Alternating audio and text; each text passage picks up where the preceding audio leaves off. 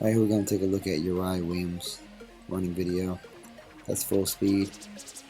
We're going to look at him half speed here. You'll notice he's going to be moving a lot east to west, kind of side to side. We're going to start at the top, kind of work our way down. And you'll notice that his head moves a lot from side to side. He kind of dips his shoulder and then turns his head in the same motion, kind of back and forth. And you can see his head is off angle, should be facing directly at the camera. And he's looking towards the wall, and he's also dipping his shoulder way down. As you can see, it's way lower than the right shoulder is. So we need to get him to kind of square up and get that head kind of locked in and not let it swivel so much side to side. Next thing we have is we're going to take a look at a little bit more at his upper body. And again, like just that head, you see how he's going side to side with that.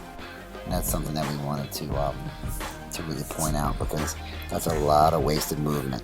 And again, you can see from this angle as well that the right shoulder is now dipped down way lower than the left shoulder is. So what we need to do is kind of stand taller and then square those shoulders up and keep that head still. Upper body should be smooth but still. We're going to go forward a little bit more here. Taking a look at his lean angle. As you notice here, there is a certain point that it's called the drive phase that you would want to be leaning, but he's not in the drive phase anymore, and he still continues to hold that same posture really throughout his whole entire run.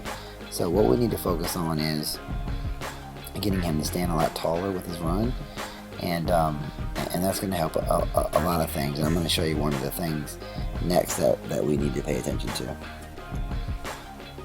And again, it's this here. If you notice his legs, his knee drive, he's a very tall kid, but he doesn't have an optimum knee drive, so he needs to get about another 3 to 5 inches on that.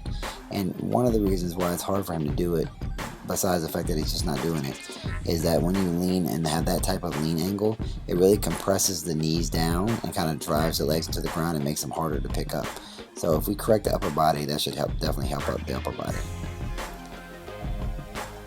We're going to go forward a little bit more here.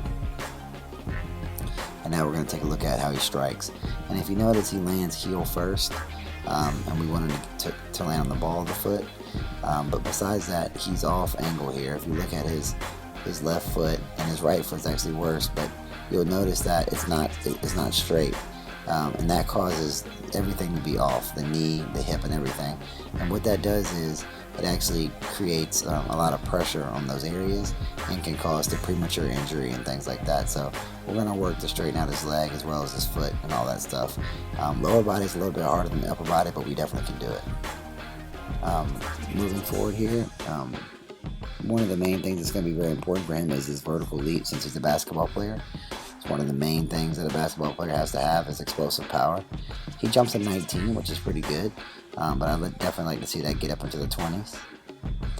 And we're going to look at his standing broad jump. And again, this is a power move, and this kind of shows what kind of explosive power you have.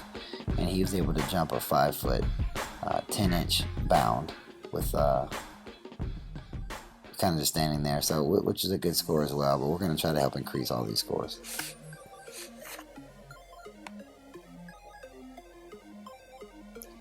Again, moving forward, another important factor for a basketball player is lateral movement. A lot of the game is played east and west as well as north and south, so it's going to be key for him to be quicker laterally. We're going to look at his scores here, and all his scores are fairly decent. There's a few that stick out. His upper body strength is definitely lacking. We need to work on that. His balance is a little off, and his leg strength is down.